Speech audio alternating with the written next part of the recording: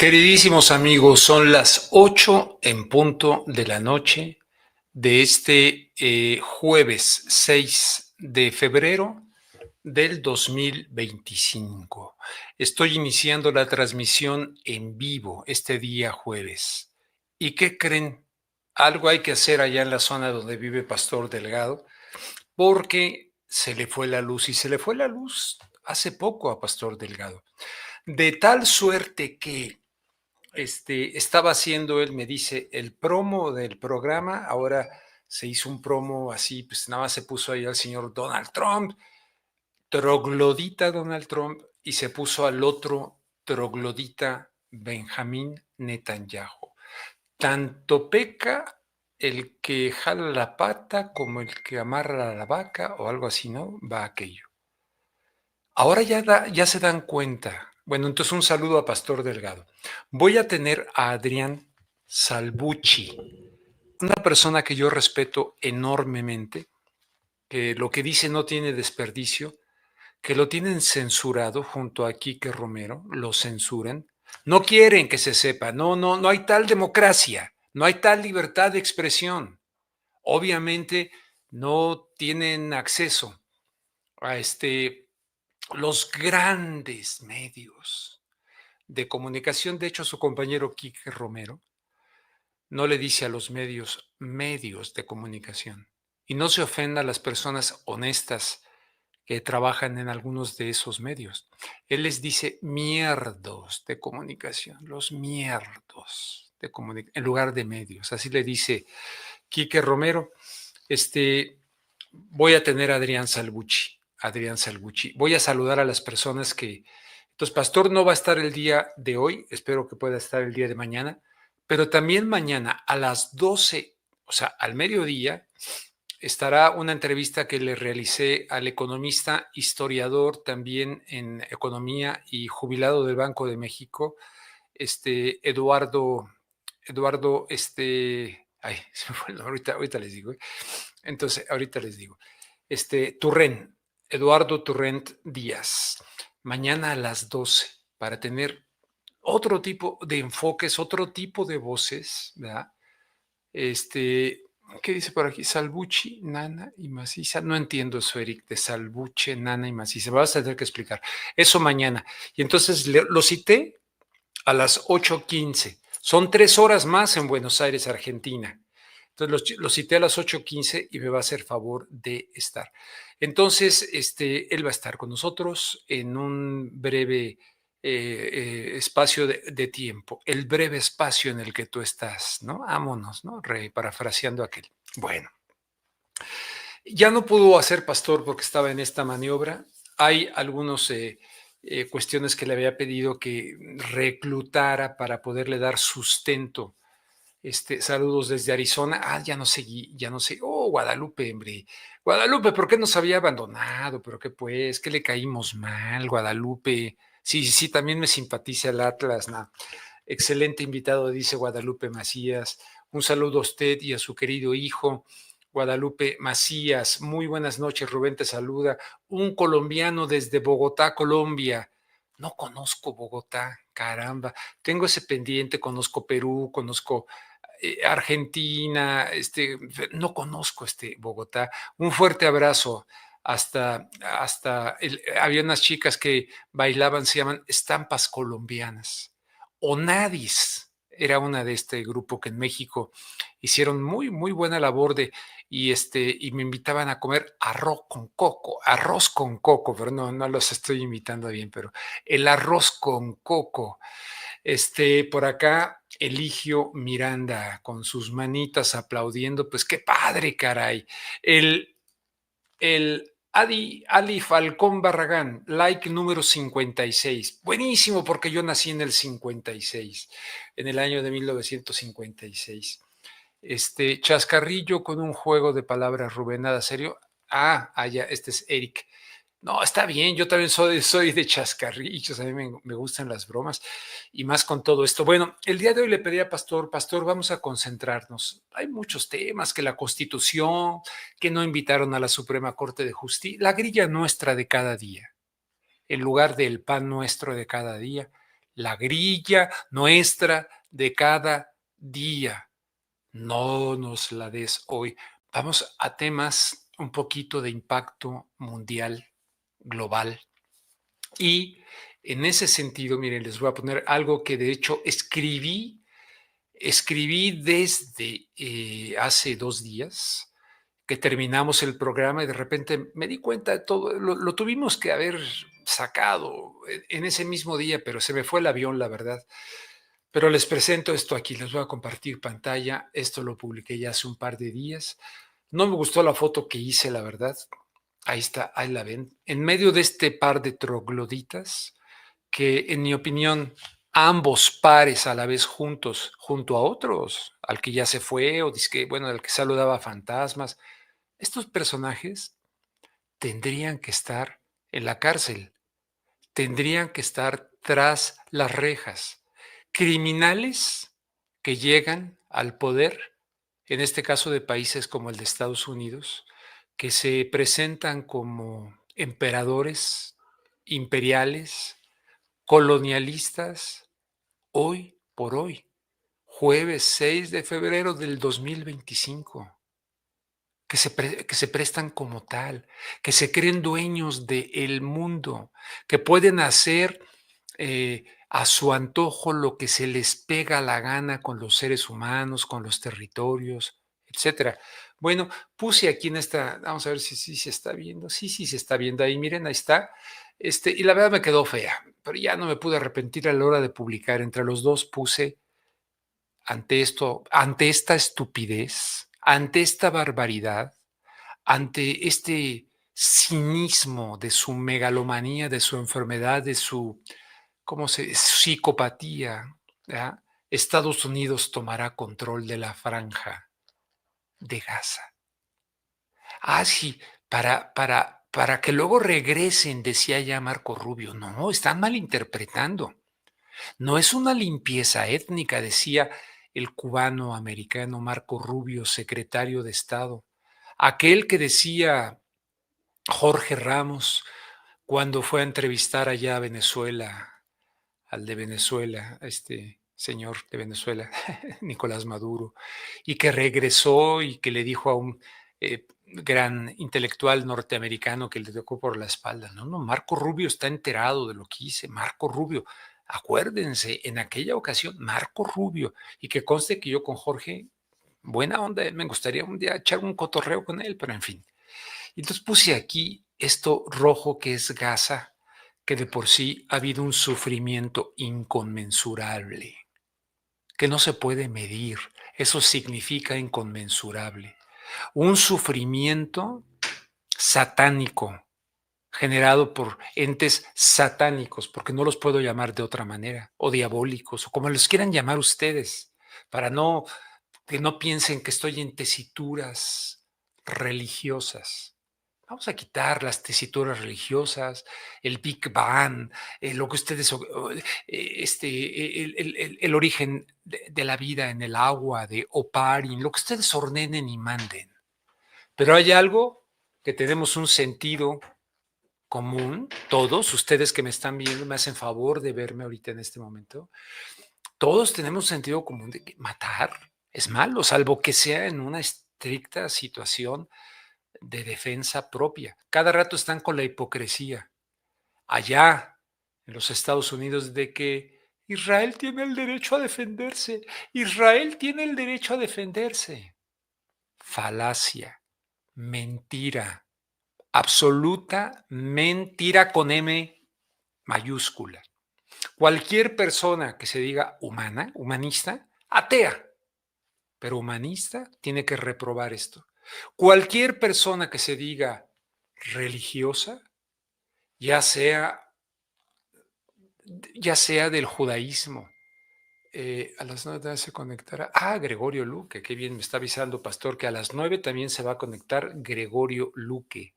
Estupendo. Cualquier persona que se diga religiosa, cualquier persona que se diga cristiana, cualquier persona que se diga católica, que vaya a una iglesia, comulgue, se hinque, reciba la llamada comunión, Me desconcentran mis cachorros. Bueno, pero en fin, se metió una perrita. No puede aprobar esto. Me duele mucho porque tengo una persona que quiero mucho, que sé que es buena persona. Ahora ya ni me pela, ¿no? Pues, que le lavaron el coco el sionismo cristiano. Le lavaron el cerebro el sionismo cristiano. Y ha tratado de convencerme de que debo yo apoyar al Estado de Israel, porque es una cuestión religiosa. Ella sabe que soy creyente. Y yo le mando información, le digo, no, y entonces olvídense, o sea, estoy mal, seguramente me voy a ir a las llamas del infierno. Ahí se van a carbonizar, a hacer cenizas mi cuerpo y me van a castigar por estar en contra del genocidio, de la limpieza étnica, que los dos partidos políticos de los EEUU, demócratas y republicanos, apoyan al 100%, sin fisuras, sin fisuras. Por lo tanto, ¿qué nos dice esto de Estados Unidos? Nos dice lo que dice ese libro ahí, Bully Nation. ¿Lo ven ahí atrás? Bully Nation. Bueno, ok. Antes de ponerles en esta nota de hace 2 días en rubenluengas.com, puse aquí de la cuenta de X de Elena Villar, que por cierto tiene un libro muy interesante acerca de los Estados Unidos y las protestas, pero luego la gente ve protestas, sí son protestas, ya dejen de protestar, pero puse a este tipo. Caray, déjenme por acá. Donald Trump just gave what may have been. Espérenme tantito. Aquí este cuate lo que dice, a ver, permítanme tantito. The most psychotic and dangerous press conference.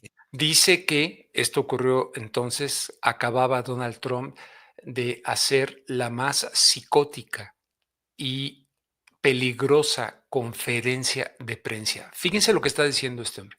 La más psicótica y peligrosa conferencia de prensa. Estoy de acuerdo. In the history of the United States. En la historia de los Estados Unidos. States of America, he said that the United States is going to take. Él dijo que los Estados Unidos van a tomar over the Gaza Strip, la franja de Gaza, y luego van a adueñarse, own it, and will turn it into the Riviera of the Middle. Se adueñarán de ella, tomarán posesión y la convertirán no en la Riviera Maya, en la Riviera del Medio Oriente. Middle East. Here, play this clip. The U.S. will take over the Gaza Strip. The U.S. will take over the Gaza Strip. Aquí está repitiendo el momento en que este troglodita, elegido por la mafia del poder global, y de ahí, si no global, vamos a decir de ahí de los EEUU. And we will do a job with it too. We'll own it and be responsible for dismantling all of the dangerous unexploded. Ay, sí, hermanita de la caridad, y vamos a ser responsables de desmantelar todas las peligrosas que no han explotado ahí. No. Seguramente por eso le dieron la coronación en Jerusalén. ¿Se acuerdan que lo hemos mencionado aquí? A este bribón que según esto venía a salvarnos de la cultura woke y a salvarnos de que hay nada más 2 sexos. Por favor. Loaded bombs and other weapons on the site. Y otras armas que on the site, que al lado, o como lo quieran traducir, on the site, o en el sitio, perdón, en el sitio. Level the site and get rid of the destroyed buildings, level it out, create an economic development that will. Y vamos a todos los destruidos. Como ahí está el hijo de su mal dormir que los destruyó. Y con apoyo del anterior, de Estados Unidos, ahí están. Así, como si nadie los hubiera hecho. Como si se hubieran destruido solos en Gaza. ¿Qué es esto? Estos hicieron el False Flag Operation, la operación de bandera falsa del ataque de Hamas en aquel octubre, perfectamente bien diseñado y planeado para llegar a esto. Mientras el que saludaba fantasmas, Biden, se hiciera el pendejo y apoyara y no sé qué, y un poquito como más suave hasta que llegara el ogro, ¿no? No el ogro filantrópico, sino este ogro troglodita, para llegar a este punto y buscar ponerle la solución final, el punto final. Se me largan de aquí. Ah, se le volvió la energía de Pastor Delgado. Qué bueno, Pastor Delgado. Me da mucho gusto. Ahora dejen ver si ya se conectó Adrián. Ah, sí, ya se conectó Adrián. Y yo estoy aquí hablando, chihuahuas. Déjenme quitar esto, porque ya está Adrián. Son 3 horas.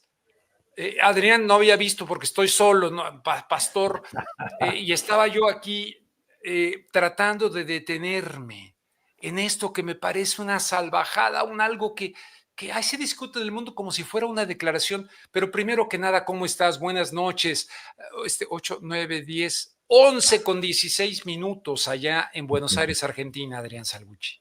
¿Qué tal, Rubén? ¿Cómo estás tú? Un gusto Encabronado, saludarte. Un gusto, indignado. en primer término, un gusto saludarte a ti y a toda tu audiencia. Gracias por la invitación. Y sí, todos estamos en lo mismo, porque ya evidentemente antes los crímenes, los delitos, se escondían, los criminales, los mafiosos se escondían, trataban de disimular. Ahora Sí. no, directamente te lo muestran en la cara y se ríen de ti, Se diciéndote, ríen de no, ti. tenemos que encontrarles un lugar más lindo, más beautiful para esos 2 millones de palestinos, así que Sí. vamos a ver si los pueden tener en Jordania, o lo pueden tener los egipcios. Digo yo, ¿por qué no los manda a California? ¿Por qué no los manda a West Palm Beach? No, vamos a ver dónde los tiramos. Y si no, siempre queda el mar Mediterráneo, que les podés tirar gente encima y no hay problema, no va a aumentar, muy poquito va a aumentar el nivel del agua. Sí, ciertamente. Acabas de tener hace poco tu programa con Quique Así Romero, es. quien yo reitero y subrayo aquí que a los medios de comunicación, y con razón, les dice mierdos de comunicación, porque esos son, que no tienen los pantalones de decir la verdad de esto que ocurre. Yo estaba diciendo que para mí el ataque de aquel octubre fue un ataque de bandera falsa para llegar a este punto. A mí me da Bueno, esa impresión. O si no, no, tienes razón y así. se ha ratificado. Los egipcios dicen que ya les había avisado el gobierno de Netanyahu un año antes y varios medios dicen que tenían un forewarning, un preaviso de días y en algunos casos semanas. Sabían que venía. Aparte, aunque en el peor de los casos, que no supieron, que realmente los tomaron por sorpresa, la frontera con Gaza, según todo el mito que nos dan de la seguridad del Estado de Israel, los propios soldados te dicen no se podía mover un gato en esa frontera sin que sonaran las alarmas, pero parece que no, el 7 de octubre, un rock show que lo llevaron de otra parte de Israel, ahí nomás a unos pocos metros de Gaza, y pasó todo eso y nadie vio nada, nadie pudo prever nada, los tomaron por sorpresa, pobres sionistas, realmente pobrecitos, y pretenden que la gente lo crea. Y pretende que la gente lo crea. Adrián, ha habido un gran rechazo, al menos verbal, porque parece ser que el señor Trump puede doblegar a medio mundo. Aquí ya doblegó, y no digo que tal vez no nos quedaba otra con esto de los aranceles, que se extendieron un mes de plazo para ver qué ocurre con la presidente Claudia Sheinbaum. En fin, ¿tú crees que lo van a materializar? Teniendo en cuenta que este señor en su primer mandato al final exoneró a su consuegro, al suegro de esta, ¿cómo Jared se llama? Kushner, Exactamente, ¿no? Bueno, Jared Kushner. y el ex secretario del que cazaba fantasmas así, el Biden, el padre de ese secretario de Estado, Blinken, haciendo asentamientos irregulares, ilegales en diferentes partes. Van a concretar esta salvajada. Y luego no sé qué van a decir, porque es una salvajada equivalente a la que ocurrió para crear el Estado de Israel en 1948 y desde el 2017, etcétera. Van a consumar esto. Y luego con la manipulación de los mierdos de comunicación masiva, la gente va a decir, no, es que también Dios les había repartido esa tierra y tal. ¿Qué va a pasar en tu opinión? Bueno, innegablemente yo creo que en primer término tenemos que empezar a ordenar las ideas. ¿Y qué me refiero con esto? Esto es un problema eminentemente geopolítico. Y hay que verlo desapasionadamente, que la geopolítica tiene una característica en particular, tiene varias características. Una de sus características es que todo es analizado por la geopolítica, finanzas, economía, sociología, guerra psicológica, el plano militar, innegablemente todo entra dentro de lo que es el análisis geopolítico. Pero a mí me gustaría hacer hincapié que la geopolítica tiene un factor que es fundamental, que es siempre a largo plazo. No es como los políticos de México o los políticos de Argentina o incluso los políticos de Estados Unidos, que el largo plazo es el martes de la semana que viene. Eso es largo plazo para un político argentino o un político mexicano, no. El analista geopolítico, que ha habido muchos buenos en Estados Unidos y en Europa, Henry Kissinger, Zbigniew Brzezinski, Samuel Huntington, Halford McKinley, uno de los fundadores, Retzker, son todos analistas a largo plazo. Entonces, el sionismo, el anglo-sionismo debiera decir, pero vamos a hablar del sionismo muy puntualmente, claramente viene planificando a muy largo plazo, antes de la creación del Estado de Israel. Yo escribí un libro, como tú sabes. Sí, que está buenísimo, el que me enviaste recientemente. Exactamente, que se llama... Ya lo estoy leyendo, sí, sobre Argentina, que involucra a Argentina, la Patagonia. Buenísimo tu libro. Palestina y Argentina, dos blancos de guerra sionistas, que ahora lo voy a ampliar en los próximos meses y lo voy a llamar Palestina, Argentina y el mundo, blancos de guerra del sionismo, porque la geopolítica sionista es a muy largo plazo. Y a muy largo plazo implica que, por ejemplo, el caso de Argentina que yo menciono, ya lo mencionaron en 1896. Cuando en 1896 el mentor, el padre del sionismo, que se llamaba Theodor Herzl, exactamente, él empieza, gracias a la dinastía Rothschild, a ver cómo podía llegar a implementar esta reunión de los pobres perseguidos judíos de Ucrania, Polonia, Alemania, Rusia, en algún lugar que él dijo, bueno, lo ideal sería Palestina. Y Rothschild le consiguió una reunión, 1896, 1897, fines del siglo XIX, con el sultán del Imperio Otomano Turco. Y parece que lo fue a ver, o fue a ver a alguien en el sultanato del Imperio Otomano Turco, y les dijo, ¿me da Palestina? Y como decimos en Argentina, lo sacaron rajando a las carcajadas. Le dijeron, de ninguna manera me hace ganar Palestina. Bueno, ¿qué hizo Herzl? Como evidentemente lo ideal sería que nos den parte del territorio de Palestina, pero no va a ser posible porque en ese momento Palestina, como buena parte de Medio Oriente, estaba en manos del Imperio Otomano Turco. Entonces dijo, 1896, en el libro fundacional del sionismo que se llama Un Estado Judío, hay un capítulo entero que tiene el siguiente título, entre signos de interrogación, ¿Palestina o Argentina? Y no lo hizo porque porque rimaban los dos nombres, sino dijo, bueno, si no lo podemos hacer en Palestina, que parece va a ser un poco difícil, lo haremos en Argentina. Y ahí se financia a través de los Rothschild y el barón Hirsch, un judío banquero alemán que vivía en Francia, se empieza a financiar la emigración de contingentes de judíos de Ucrania, de Polonia, de Alemania, de Rusia, hacia la República Argentina. Y vienen para acá, fines del siglo XIX, principios del siglo XX, y forman comunidades bastante importantes para la época. Por eso hoy Argentina, después de Estados Unidos e Israel, y Francia es el país que mayor cantidad de judíos tiene, porque fue una población que emigró para acá, no solamente a Buenos Aires, sino también a la ciudad de Rosario, a la ciudad de Córdoba, a la provincia de Entre Ríos, aquí en Argentina, y empezaron a reproducirse, a integrarse en el sentido de lo que ellos saben hacer bien, usura, intermediación parasitaria, toda una serie de actividades. Fueron pasando los años, vino la Primera Guerra Mundial, que, oh casualidad, la pierde el Imperio Otomano Turco junto con el Imperio Alemán y el Imperio Austrohúngaro.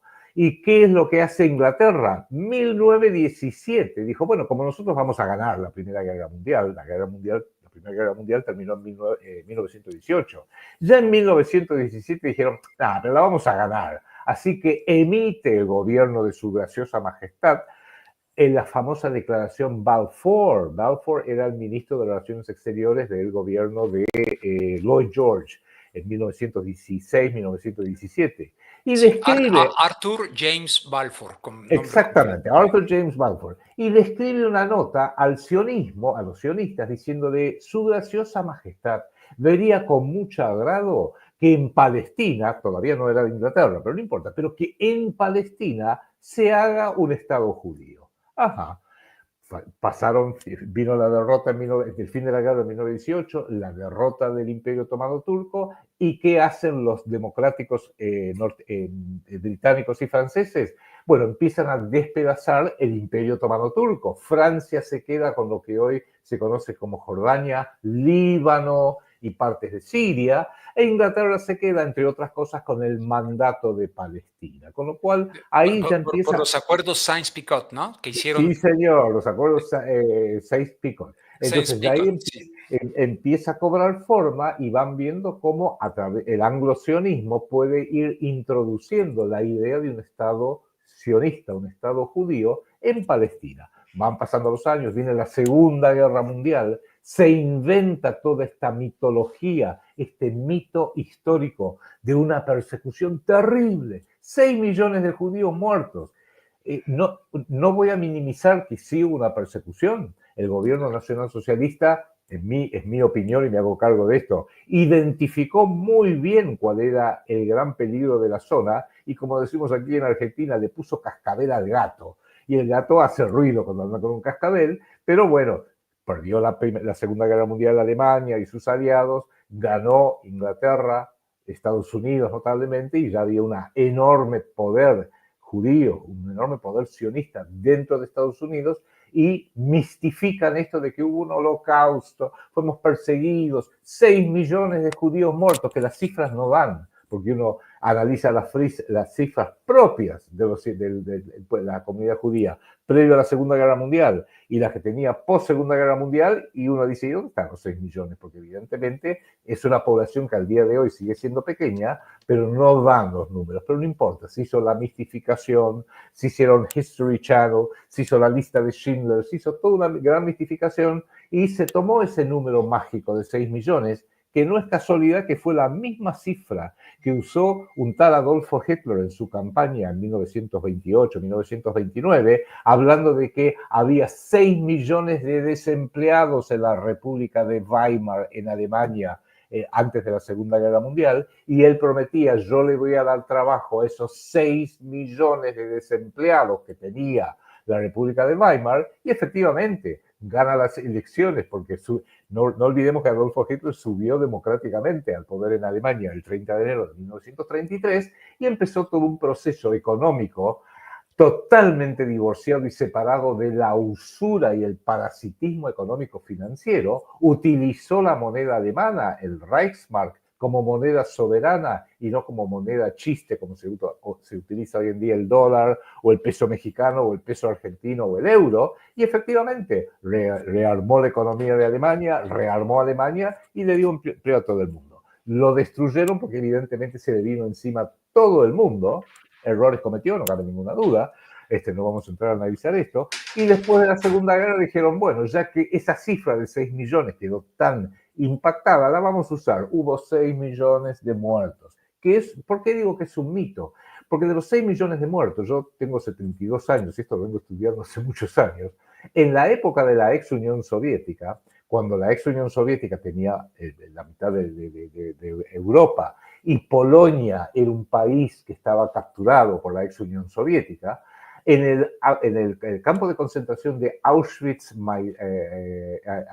Auschwitz-Birkenau había una plaqueta que decía: en este campo de exterminio, los malos nazis mataron a 4 millones de judíos. Pero ¿qué pasa? Después de 1989, 1990, cae la ex Unión Soviética, los polacos vuelven a adquirir cierta libertad, en contrario a la Unión Soviética, que era un régimen deplorable, y esa placa que hablaba de 4 millones de judíos muertos en Auschwitz la bajaron y la cambiaron por otra placa que decía: en este campo de exterminio murieron 2 millones de judíos homosexuales, comunistas, inclusive esta raza, los gitanos, hubo mucha gente y ahí los judíos bajaron a ser una parte de una cifra de 2 millones. Entonces uno empieza a decir, ¿pero en dónde va a parar entonces los 6 millones de judíos? Es un mito histórico. Así se hace un mito histórico. Para los que estén escuchando, en mi país, República Argentina, se hizo algo parecido. Después de la caída del oprobioso régimen militar en 1983, cuando subió el presidente democrático Alfonsín, se hablaba de 30.000 desaparecidos. Y se hizo un informe que se llamaba el informe de la CONADEP, de la Comisión Nacional de Desaparición de Personas, aquí en la Argentina, 1983. ¿Y cuál fue el informe final que sacó? Que había 8.930 denuncias de gente que había desaparecido. Pero el mito de los 30.000 desaparecidos en Argentina quedó, se hizo eterno y hoy la Argentina es conocida así, por los 30.000 desaparecidos. No, son 8.570, no sé la cifra exacta que finalmente... Que no deja de estar mal, ¿no? Y tampoco que no hubieran sido 6 horrible, millones, los que hubieran sido, ¿no? Horriblemente mal. Si yo entro a tu casa y te robo uno de los libros de tu biblioteca, estoy cometiendo un delito, una falta de confianza, estoy haciendo una barbaridad. Pero una cosa es que vos me digas, sí, ahí viene Adrián Salvucci, el que me robó 2 libros de mi biblioteca, y no que vos digas por todos lados, ahí va Adrián Salvucci, el que me robó toda mi biblioteca, todos mis libros, hasta los que ni siquiera había comprado.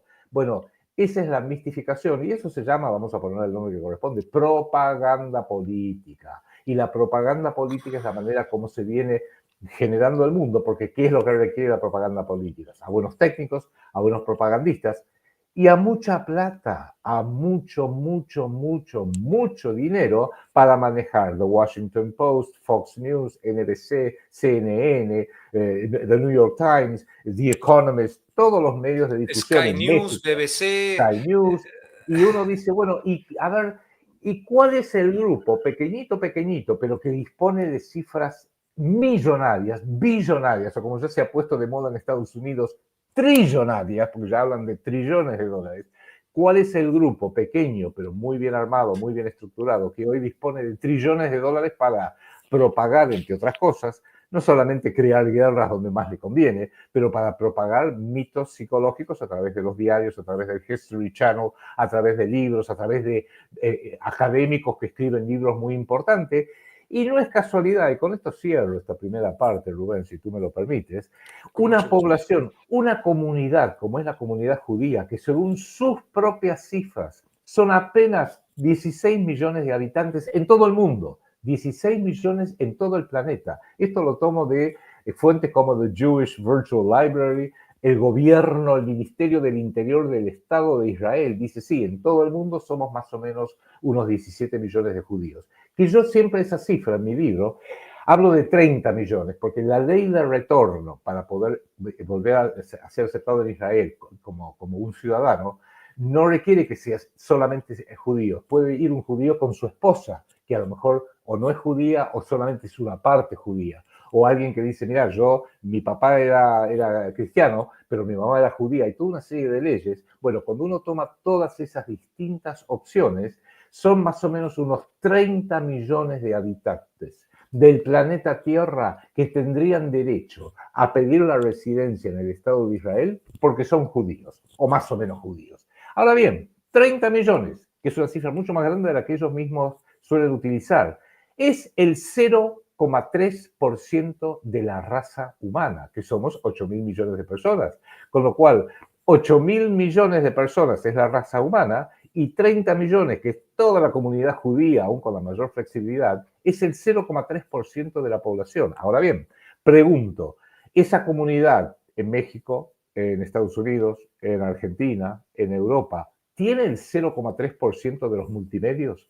¿Tiene el 0,3% de la influencia política para imponer sus planes? ¿Tiene el 0,3% del dinero para poder mostrar su opinión al respecto? Y entonces uno ahí empieza a entender cómo un país que es mayoritariamente católico, como la República Argentina, tiene un presidente, Javier Milei, que es judío. Como un país que nació, igual que Argentina, como un país católico, la República de México, de repente tiene un presidente que viene de la comunidad judía. Como un país como Ucrania, que es la antigua tierra de los cázaros, que son los antecesores de los judíos ashkenazim, y que tiene, o tenía, pobrecita Ucrania, antes de la guerra, tenía 47 millones de ciudadanos que eran mayormente cristianos ortodoxos. Hoy tiene mucho menos, lamentablemente, por los muertos de la guerra, por los que se han ido hacia el este o hacia el oeste, etcétera. Pero de repente tiene también un presidente, Volodymyr Zelensky, judío, cuando los judíos en Ucrania son el 0,1% de la población. Hay que hacerse esas preguntas. Y lo mismo, tú recién lo nombrabas a Anthony Blinken, cuando se desarrollan la crisis terrible que fue el ataque del 7 de octubre y él visita a Israel por primera vez. Lo primero que dijo públicamente al lado de Netanyahu por televisión, dijo: yo soy acá, vengo acá no como tanto como secretario de Estado de los Estados Unidos, sino vengo acá como judío. Entonces, todo esto yo digo que hay que sacar una serie de conclusiones que no impliquen ni discriminación, mucho menos violencia ni nada, pero hay que tomar conciencia que hay un grupo muy pequeño que tiene demasiado poder, al menos en Estados Unidos, al menos en Europa, al menos en México, decididamente en la República Argentina, que es lo que procuro demostrar en mi libro, y solamente uno diría, bueno, pueden tener la totalidad del poder en el Estado de Israel. Pero ¿por qué lo tienen en Estados Unidos? ¿Por qué lo tienen en la Unión Europea? ¿Por qué lo tienen en Ucrania, en México y en Argentina? Esas son las preguntas que hay que empezar a plantear meramente para tener en claro qué es lo que está pasando en el mundo e inclusive, y esto se lo digo a mucha gente conocida mía que es judía, para que no se vayan a repetir persecuciones absolutamente irracionales y muy duras y muy feas como ocurrió en la primera mitad del siglo XX en Europa, con el epicentro en Alemania y en Austria. No queremos que eso vuelva a ocurrir, porque en aquel entonces pagaron justos por pecadores, pagó el pobre tendedero de Berlín o el pobre tipo que tenía una casa de cualquier cosa menor, una pyme chiquitita en Múnich o en Viena, porque los que tenían muchísimo dinero, los Rothschild, los Warburg, los Hirsch, los Freud, se rajaron, como decimos aquí en Argentina, se fueron, o los Einstein y los Oppenheimer aprovecharon sus amigos del otro lado del Atlántico, en Norteamérica, que le dijeron, vos venite para acá y ven a trabajar para mí. Y además hicieron un acuerdo, el acuerdo entre el sionismo y el nazismo para la misma cuestión, además. Bueno, tú sabes que en mi libro, Palestina y Argentina, hablo sobre el tema de los sionistas que colaboraron con las SS, porque la oficina de colaboración entre el Partido Nacional Socialista de los Trabajadores Alemanes, que estaba en el poder en la Alemania de Hitler, por un lado, y el sionismo que estaba buscando crear su Estado soberano, por el otro, la agencia dentro de la Alemania del Tercer Reich eran las SS, y del lado del sionismo era un conjunto de personas que después la historia de ellos las ha tratado de borrar.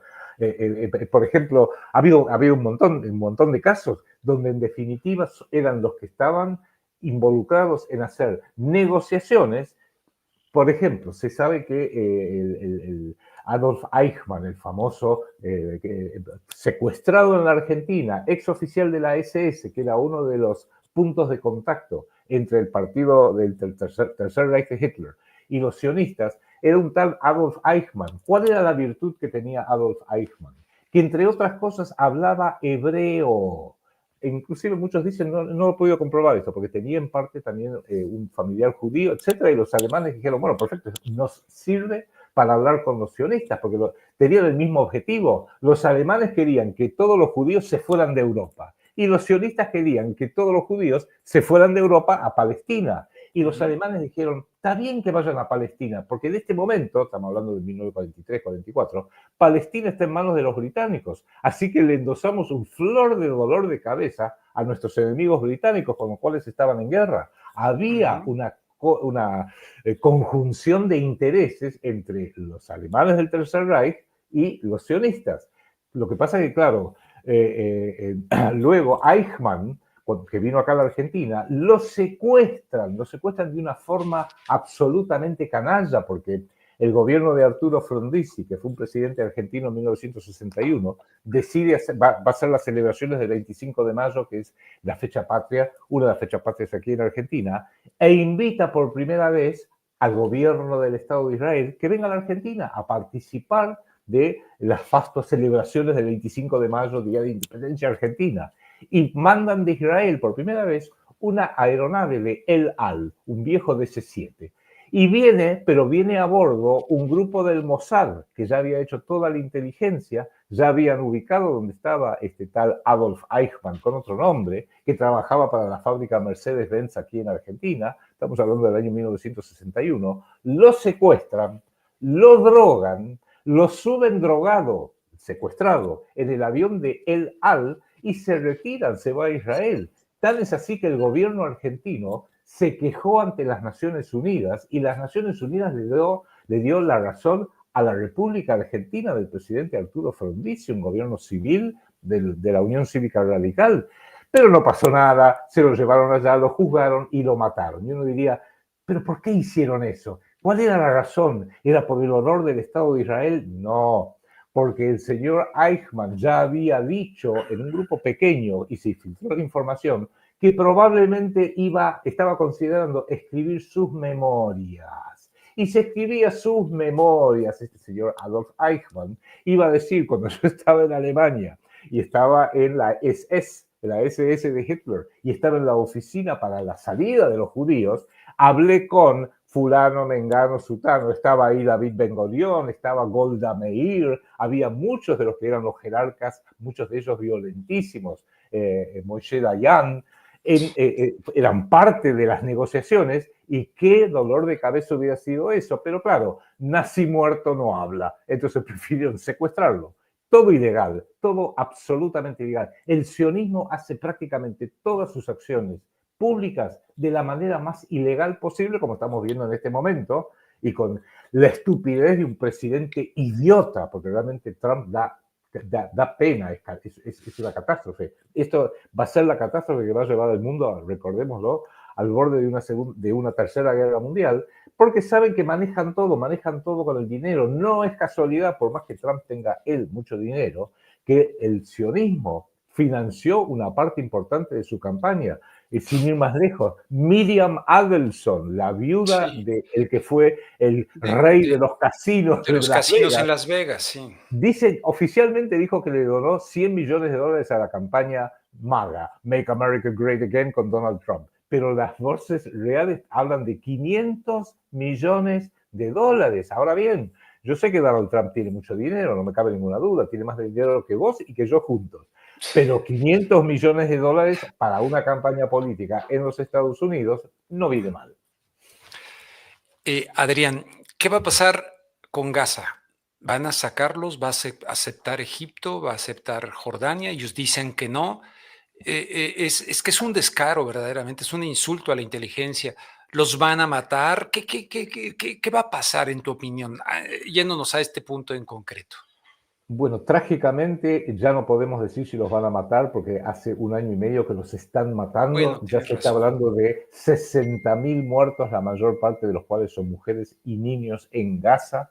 Se estima que hay por lo menos 20 a 30.000 muertos enterrados en los escombros. Por eso Donald Trump quiere sacar esos escombros, porque entre otras cosas no solamente hace factible un buen emprendimiento inmobiliario, sino que borra evidencia o una parte de la evidencia. Hay 140, 150.000 heridos. Nunca se va a saber la cifra exacta. Sí, Casualmente hoy estábamos recordando con Enrique, se acaban de cumplir 80 años, el 3 de febrero, 80 años de la conferencia de Yalta. ¿Te acuerdas la conferencia de Yalta? Donde se repartieron el pastel, José Churchill, Stalin, Roosevelt, exactamente, Stalin. Churchill, Roosevelt, José Stalin.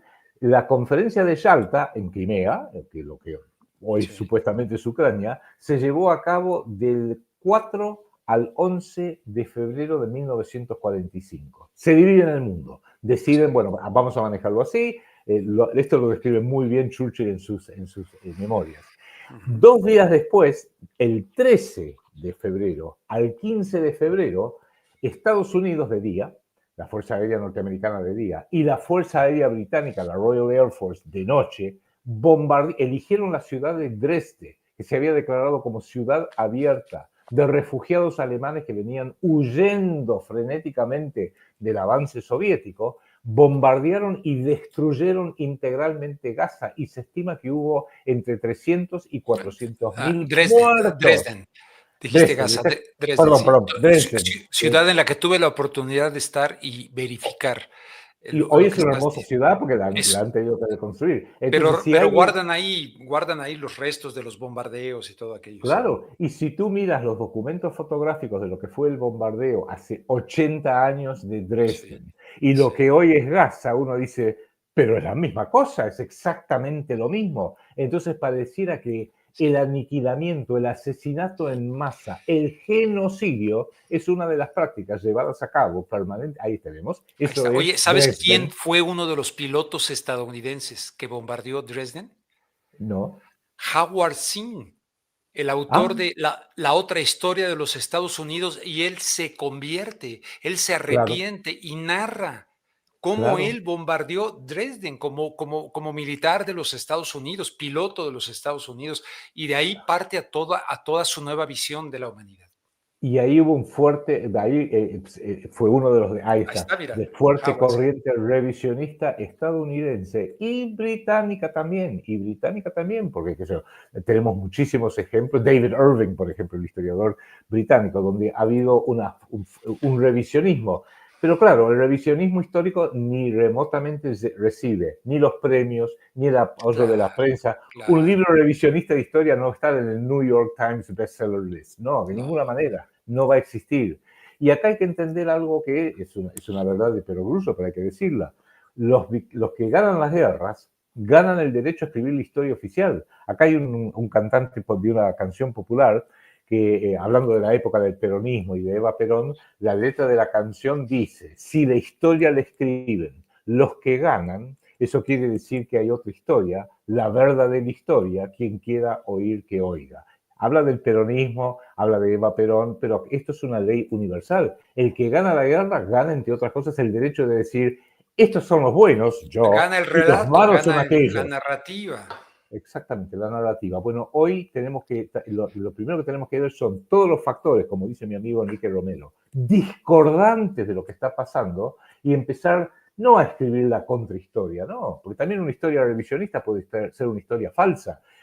Alguien que es un nazi recalcitrante y escribe la historia y dice, no, con Adolfo Hitler todo era fantástico. Bueno, está escribiendo una historia parcial del otro lado, que tampoco es la historia verdadera. La historia verdadera es la historia real. Y hay que ver cuál fue la realidad. Y hoy es muy difícil encontrar libros que hablen de la realidad de la historia de la Segunda Guerra Mundial, pero ni hablar de eso. Y lo mismo está ocurriendo en muchas cosas. Y vemos cómo la mentira se ha instalado hasta tal punto que tú lo sabes muy bien. Desde el 20 de febrero, se está por cumplir ahora 3 años, desde el 20 de febrero del 2022, cuando Rusia hace su operación especial en Ucrania, por las razones que sea, ningún medio de Occidente lo explica como corresponde. Hay una famosa anécdota donde James Baker III, James Baker, que es el secretario de Estado norteamericano de Bush padre, cuando está hablando con Gorbachev, le preguntan lo siguiente,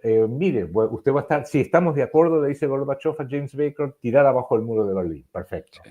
¿Está de acuerdo en la reunificación de Alemania? Estoy de acuerdo en la reunificación de Alemania porque estaba muy debilitada la Unión Soviética. Y Bush y James Baker le dice, bueno, pero esa Alemania reunificada, la parte occidental es parte de la OTAN y la parte oriental es parte del Pacto de Varsovia.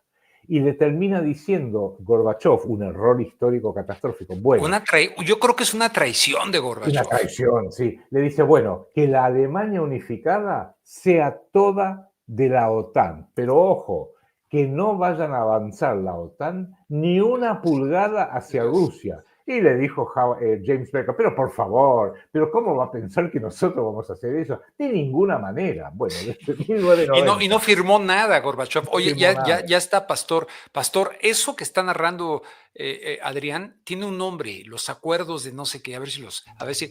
Un momento, Rubén, claro. Te agradezco porque ya le vino la luz a Pastor. Tiene un nombre, ¿no te acuerdas del nombre de esos acuerdos de James Baker con Gorbachev? 1991 fue eso. Sí. 1990, Rubén, 1991. ¿no serán los Javara o algo No, así? no, no. Los del Javara son los acuerdos entre los nazis y los sionistas. Exacto. Pero ese es entre Gorbachev A ver, un momentito, Rubén. James Baker. Sí, James no Baker, sí. le dan mucha prensa porque no quieren que se hable de eso. No Y quieren desde que se hable de eso.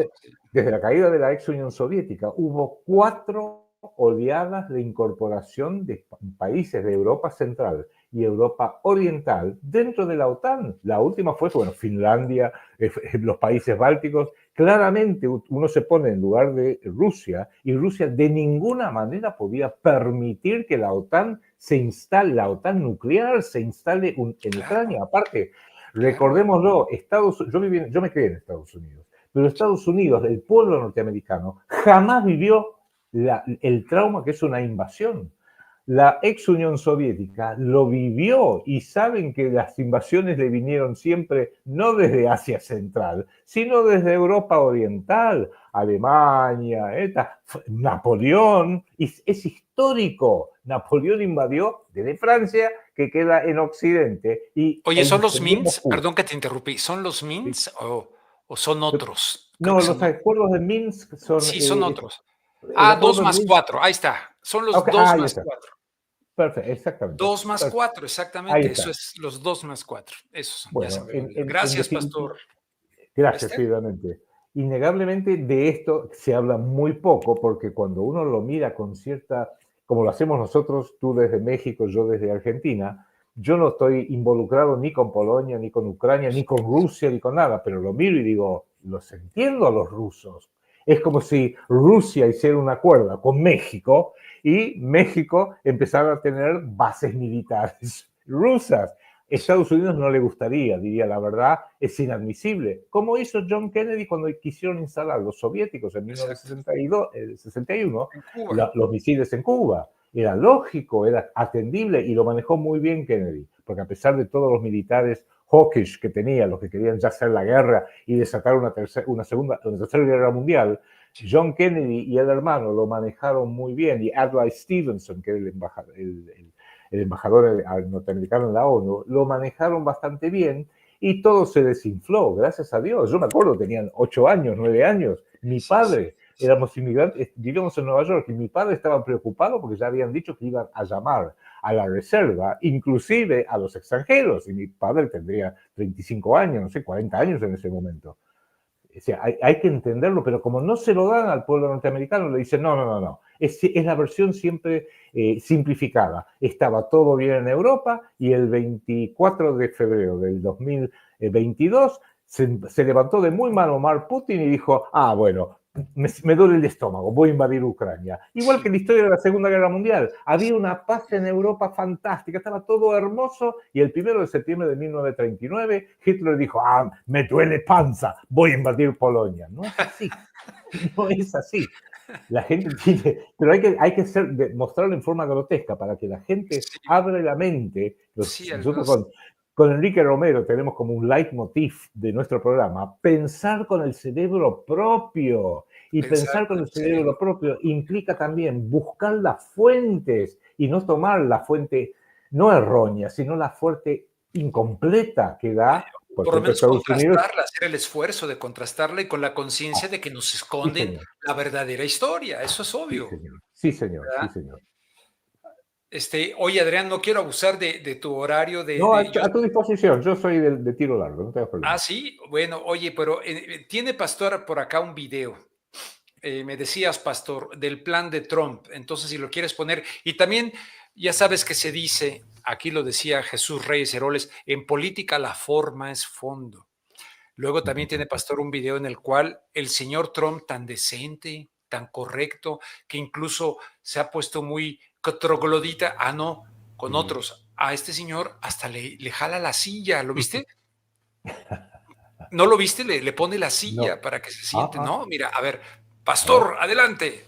Rubén, primero, antes de ir a ver lo del plan de Trump, vamos a ver esta escena de la que estás justamente hablando. Es un Trump completamente irreconocible, se podría decir. Caballeroso con el señor Netanyahu. Vamos a ver eso, aquí está.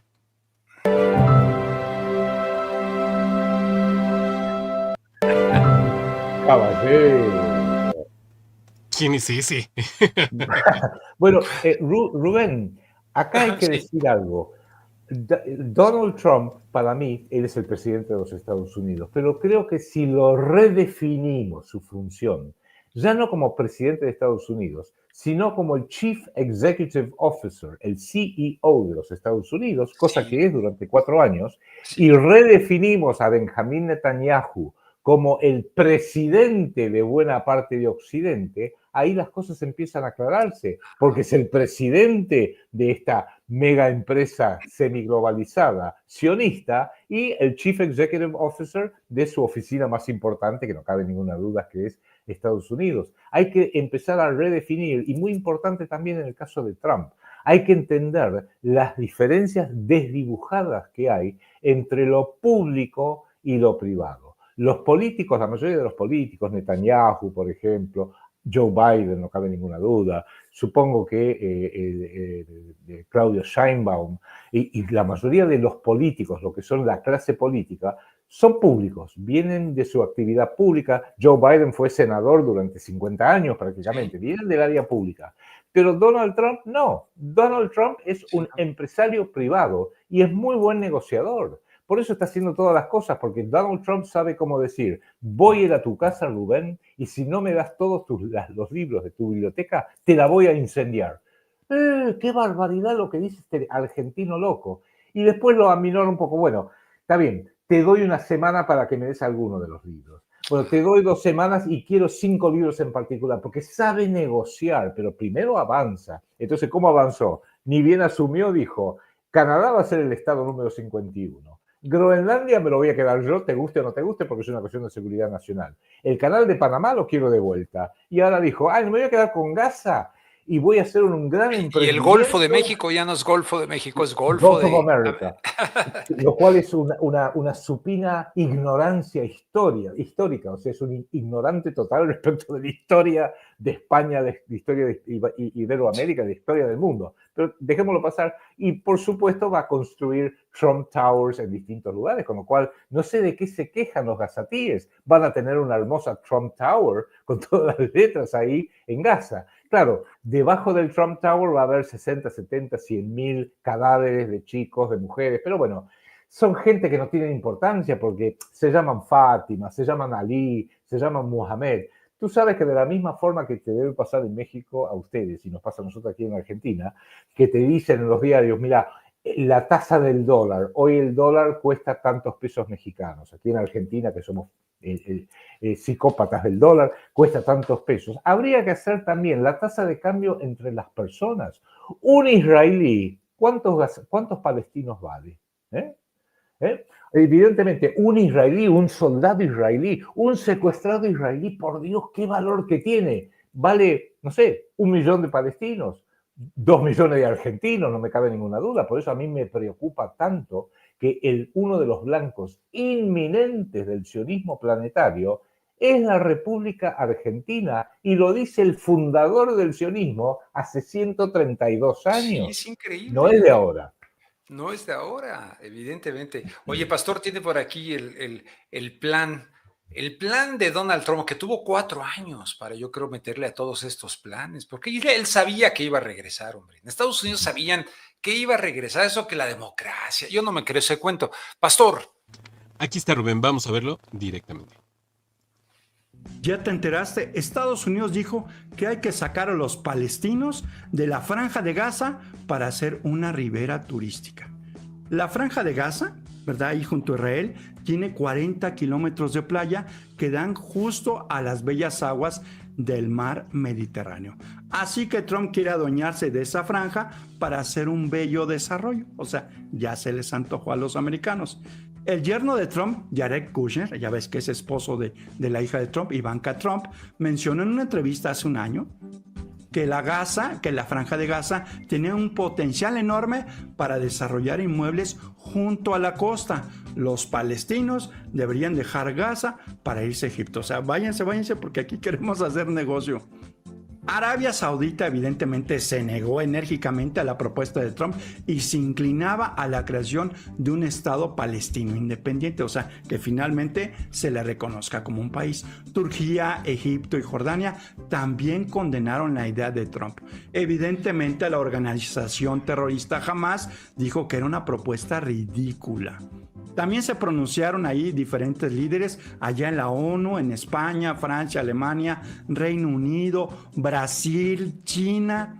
Dijeron que expulsar a los palestinos de su propio territorio constituye un crimen de guerra y una clara violación al orden internacional.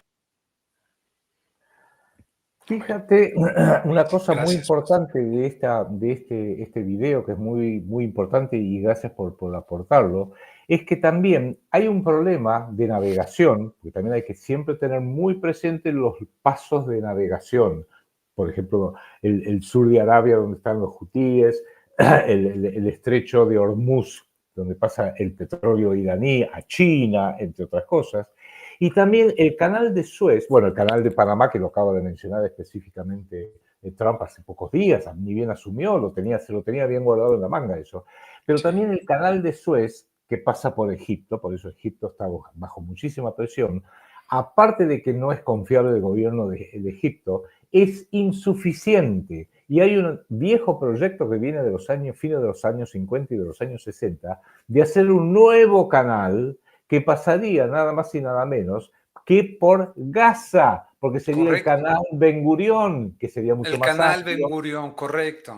Entonces, pero está Gaza ahí, justo está Gaza ahí para llegar al Mediterráneo. Bueno, habrá que sacarlos de encima, por eso si hacemos un nuevo emprendimiento, le dejamos el espacio que necesita el canal Ben Gurión, todos esos cadáveres que están ahí abajo, bueno, tirémoslo al agua. Bueno, evidentemente hay un problema en Gaza y hay algo que sobra. ¿Y qué es lo que sobra? Los gazatíes, los palestinos.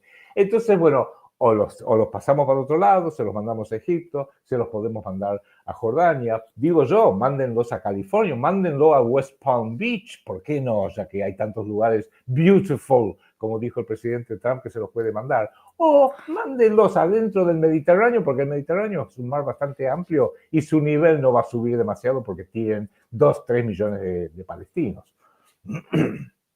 Esa es la realidad que vivimos hoy. No, verdaderamente tremendo.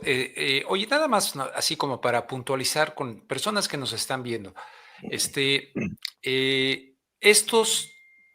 que se dicen judíos, estos no están conectados con el Israel histórico, es decir, bíblico, de aquellas épocas en el Medio Oriente. Estos judíos son los conversos, házaros, ashkenazis, que se convirtieron al judaísmo, ¿no? Ahora que estuve en Morelia, hubo alguien que digo, excelente persona, mira, yo soy judío, etcétera. No te metas con eso de que los házaros, no es así, en fin.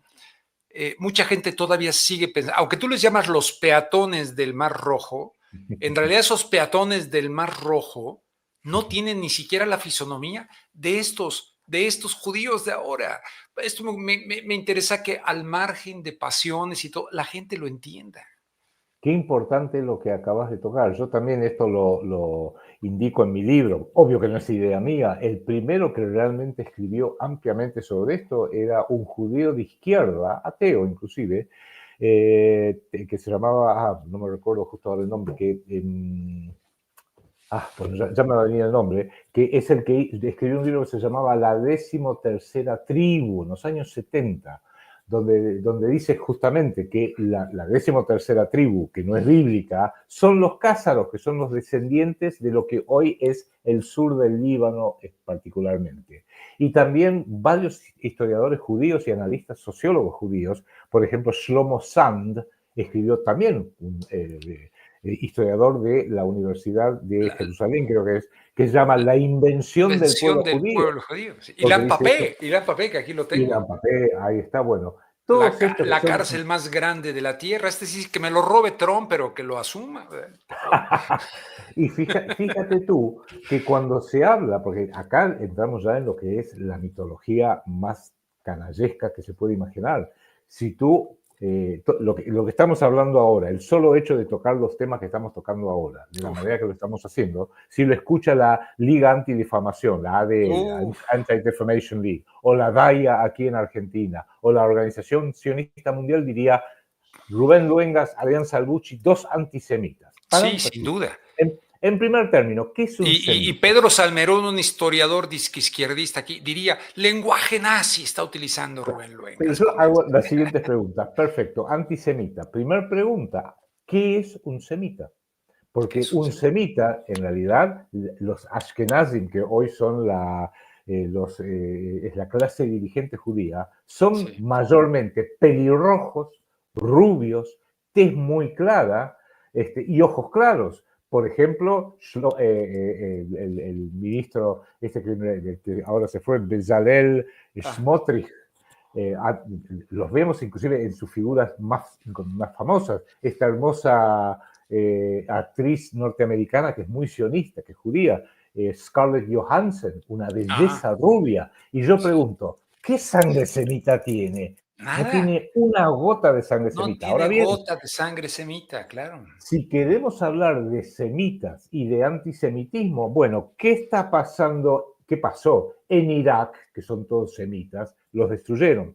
¿Qué pasa con los Houthis, que son semitas? Los destruyeron. ¿Qué pasó con la Libia de Muammar Gaddafi? Los asesinaron en masa. Esos son semitas. ¿Qué pasa en Palestina? Pueblo semita por excelencia. Entonces uno dice, pero el verdadero antisemitismo es el del ejército israelí, las fuerzas de defensa israelíes, que están destruyendo a los árabes y los musulmanes semitas, lo cual no quita que hay una parte pequeña, no más del 15-20% de judíos que sí son semitas. Los Mizrahi, los judíos de España, buena parte de los que... Los sefarditas, claro, pero es una parte pequeña y no son la clase dirigente. La clase dirigente judía es básicamente los Ashkenazim, que vienen de Alemania, vienen de Polonia, vienen de Rusia, vienen de Ucrania, la Ucrania de Volodymyr Zelensky, que no tienen sangre semita. Entonces, cuando uno ve todas estas confusiones, estos mitos que se imponen, y cuando alguien habla, dice, oh, criticaste a los judíos, sos un antisemita. Pues si yo, al contrario, yo soy un defensor de los semitas, un defensor de los palestinos, de los libios, de los sirios, de los iraquíes, de los huti. Soy un defensor de los verdaderos semitas que están siendo destruidos por las fuerzas sionistas, que son mayormente, absolutamente, llamémoslo, vamos a poner terminología que evidentemente les gusta, ya que usan antisemitismo. Bueno, son arios, porque en definitiva los judíos que están hoy en el poder son arios. Mírenlo a Jared Kushner, tú lo mencionaste, es el esposo, el yerno de Donald Trump. Es un ashkenazim, no es un semita. No es un semita.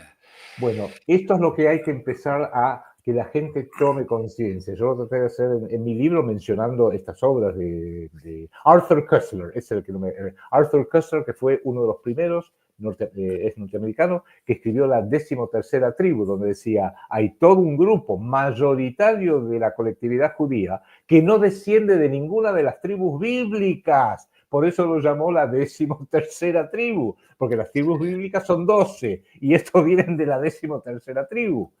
Y te lo dicen ellos mismos. Shlomo Sanders, tuviste la diferencia de mostrar la tapa en pantalla, escribió un libro, La invención del pueblo judío, porque fue inventado. Yo tenía un viejo maestro, el ex embajador chileno Miguel Serrano, que decía, no son una raza, son una antirraza. Es muy interesante el concepto, es una antirraza que ha ido amalgamando un montón de aspectos, y hoy quizás los Ashkenazim más puros los tenemos en la colectividad de la ciudad de Nueva York, de Brooklyn, en la secta hasídica Chabad Lubavitch, que si uno lo ve al famoso rabino Shlomo Schneerson, que le daban palabras proféticas. Hay un video que si tú quieres después lo busco y te lo mando, donde un muy joven Netanyahu, que apenas era el embajador israelí en las Naciones Unidas en los años 90, recién empezaba su carrera política, y le dijo, está grabado, le dice, usted recién empieza su carrera, usted va a ser diputado, va a estar en el Knesset, qué bien, y usted va a llegar a ser primer ministro de Israel, y se quedó Netanyahu, y la función de usted va a ser darle la bienvenida al Mesías, al Mesías de ellos, que lo que los judíos llaman su Mesías militar es lo que nosotros los católicos llamamos el anticristo. A ver si queda claro. El Mesías judío actual de la Chabad Lubavitch es lo que todo buen católico identifica como el anticristo. Usted le va a entregar Israel al anticristo, a nuestro Mesías, y después todo el mundo. Por eso es que hay profecías de la Chabad Lubavitch respecto de Netanyahu, y Netanyahu, porque si no hay que preguntarse, es inamovible.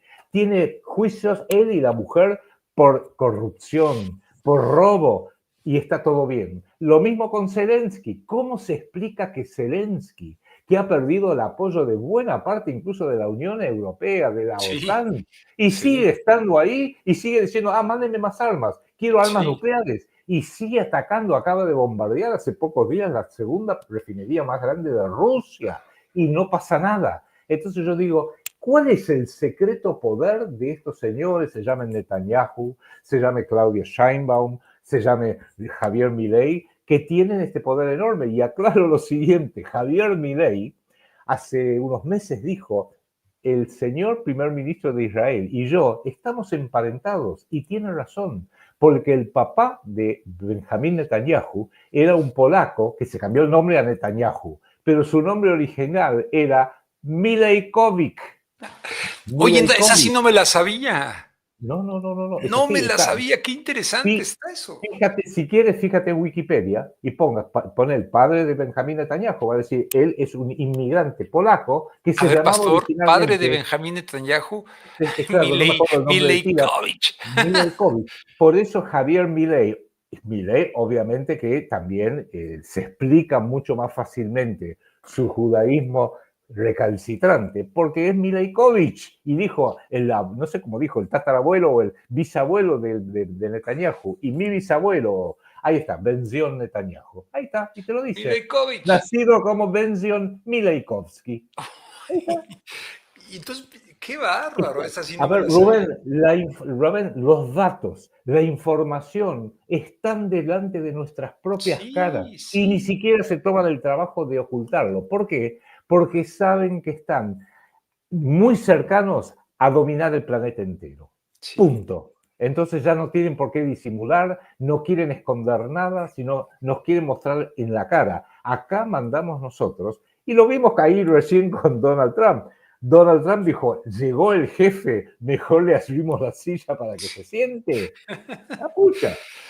Ay, mi querido Adrián, fíjate que quiero recomendar, sí, que se siente. Oye, quiero recomendar este libro. La creación del Estado de Israel fue en 1948. Déjame ver, 48. Sí, 5 años después del 48, Alfred Lilienthal escribió este maravilloso libro. Fíjate, lo conoces, ¿A qué precio Israel? Sí. ¿A qué precio What Israel? Price Israel? ¿A qué precio Israel? Por favor, consígalo, léanlo. 5 años después de la creación.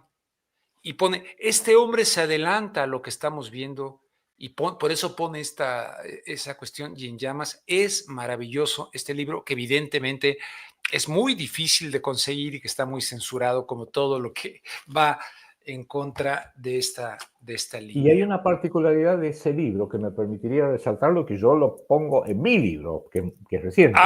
Mencionas este libro en tu libro, ¿verdad? Claro, sí. ¿Qué es lo siguiente? El sionismo nace de la mente y de los contactos de Teodoro Herzl, básicamente como un movimiento no religioso. O sea, la comunidad judía, es verdad, a fines del siglo XIX estaba siendo perseguida en Polonia, que es un país muy católico, en Rusia, en Ucrania, en Bielorrusia, en Alemania un poquito, en Alemania no tanto, en Francia, el famoso caso Dreyfus, etc. Y se empezó ahí a hacer todo el mito del antisemitismo. Ese da origen, el caso Dreyfus, a Teodoro Herzl. Era un periodista que cubre, como Emil Solá, que se manifestó a favor, ¿verdad? Pero ¿qué pasa? En fines del siglo XIX empieza como un movimiento que no tenía un fuerte componente religioso, sino más bien social, de una Sí, comunidad, de una sí, estirpe, de una raza, si sí, se quiere. ¿Qué sí. pasa? Después de la Segunda Guerra Mundial, cuando nace el sionismo y después de la Segunda Guerra Mundial, es crecientemente dominado por la izquierda, porque los primeros líderes, los grandes líderes, fueron líderes de izquierda. David Ben Gurión, por ejemplo, Claro, claro, ideológicamente, ideológicamente. Golda Meir, Yitzhak Rabin, eran líderes de izquierda, pero a partir del asesinato de Yitzhak Rabin, que no fue un mal primer ministro, no No, no fue un fue mal un primer mal ministro, primer estoy de ministro acuerdo. porque quería un two-state solution, buscaba una solución con dos estados, un estado Sí, palestino y un estado israelí. Lo asesinan en noviembre de 1995. ¿Quién lo asesinó? ¿Un árabe fanático? No. ¿Un neonazi? No. Lo no, asesinó un sionista de la extrema derecha fanático que se llamaba Igal Amir, que estaba vinculado a todo el movimiento de los colonos ilegales en Cisjordania. Lo asesinan, igual que a Kennedy, le dan todos los honores, la bandera media asta, etcétera, etcétera, y a partir de ahí prácticamente no volvió la izquierda a gobernar en serio en el Estado de Israel, y fue todo yéndose hacia la derecha. Ariel Sharon, Benjamín Netanyahu, y es a partir de ahí que deja de ser algo ideológico de izquierda y empieza a fusionarse con los rabinos ultra hasídicos de la extrema derecha de la Chabad Lubavitch, que tiene su sede en Brooklyn, en New York. ¿Te acuerdas? La Chabad Lubavitch fue la que a principios del 2024 tuvieron este problema con los túneles, con los donde túneles, lo que entró te iba a decir, los túneles la ahí. policía de New York entró y encontró colchones de niños, sillas altas de niños manchadas con sangre, y nunca desapareció la noticia. Y salían los rabinitos ultraortodoxos hasídicos por las alcantarillas. No Sí. voy a decir como ratas de alcantarilla, pero bueno, la metáfora vale, pongámoslo así. Y no se habló nunca más del tema, nunca más se volvió a hablar de ese No se tema, volvió a hablar silencio de del radio. tema. Entendámoslo, por eso el sionismo actual, el de Benjamín Netanyahu, el del actual gobierno, el de Smotrich, el de Itamar Ben-Gvir, que era hasta hace poco el secretario de Seguridad Nacional Interior y probablemente vuelva, el de Bezalel Smotrich, que era el ministro de Finanzas, pasó a ser movimiento de ultraderecha. Entonces, ahí sí le incorporaron el mesianismo pseudo religioso dentro de lo que es el sionismo como una propuesta política planetaria. Y le acaban de decir uno de estos políticos allá en Israel que en realidad Donald Trump es enviado por Dios. Y no perdamos esto de vista, porque una cosa que yo te diga, mira, yo soy un nacionalista argentino, Rubén, y tengo mucho más razón que vos, que sos un nacionalista mexicano, porque la Argentina, bla, bla, bla, bla, bla, y vos me vas a decir, no, no, te equivocas porque México, bla, bla, bla, bla. Y vamos a estar discutiendo ideas, ideologías, hasta nos podemos llegar a pelear horriblemente, pero siempre va a estar en el mundo de las ideas. Pero si yo te diga, no, no, no, te equivocaste, México es toda mía porque me la prometió Dios. Ah, bueno, Dios le prometió todo el territorio mexicano a la República Argentina, así que te pido por favor, hacer tus valijas y Que retírate. desalojes, ¿verdad? Desaloja México porque México le pertenece a la Argentina. Entonces vos que decís, este tipo está totalmente loco y si de paso de la teoría alocada a la acción, porque tengo armas, por ejemplo, como tiene Netanyahu, porque tengo aliados con mucho poder bélico, como por ejemplo Donald Trump o antes Anthony Blinken, evidentemente ahí pasan a tener un problema. Y si mañana el sionismo fija la mirada sobre México y su territorio, sobre Argentina. Yo vengo diciendo que en Argentina, en el sur argentino y chileno, la Patagonia, desde hace décadas que hay mochileros israelíes disfrazados de mochileros, pero están haciendo relevamientos todo, y me preocupa porque va a ser la forma como, así empezó en Palestina, y un día van a decir, pero Dios me prometió la Patagonia, ¿y qué vamos a hacer al respecto? Cuando alguien te dice, Dios me prometió México o la Patagonia, y tengo atrás mío 2 regimientos atómicos, tenés un problema. Pues sin duda, estaba yo buscando aquí tu libro que me lo enviaste para presentarlo, pero en fin, lo voy a volver a presentar. En PDF ya está, y yo lo estoy leyendo y está buenísimo. Si lo quieres repetir. Sí, perdón, se llama Palestina y Argentina, dos blancos de guerra sionista. Está en PDF porque lamentablemente la situación económico-financiera de la Argentina es tan catastrófica con nuestros psicópatas de izquierda como los Kirchner y nuestros actuales psicópatas de derecha como Javier Milei, que Argentina está planchada en el piso. El libro está, lo he editado y lo pongo a disposición. Con que me manden un mail a arsalducci@gmail.com, les puedo inmediatamente contestar de cómo hacerse de una copia que le mandaría por mail, y lo voy a ampliar ese libro, porque ya no es Argentina y Palestina, es Argentina y Palestina y el planeta. Pero Y eso el lo voy a planeta, y y el planeta sinceramente, entero. México, porque todo Claro. esto del muro y tal, han estado muy de acuerdo con esta narrativa del muro desde Trump en su primer mandato y en este segundo mandato, y la palestinización de México. Eso me parece también. Mira, Rubén, tú hablas inglés, ¿correcto? Sí, sí, sí, Porque bueno, sí, sí, aunque no como el español hay, de ninguna manera. no, hay una palabra mágica en la geopolítica anglosajona que es la palabra wall, muro, wall. Sí, Y fíjate, Wall Street, Walls. Berlin Wall, y ahora Trump desde hace 8 años quiere construir a wall against Mexico. Hay Sí, un muro en contra de México. sí, Entendamos, porque esto es todo guerra psicológica, y entendamos que las palabras, las frases inclusive tienen siempre o suelen tener un sentido explícito, externo, pero a menudo un sentido interno, casi diría esotérico. Es una forma de señalar algo, es una forma de insinuar algo. Entendámoslo. sí.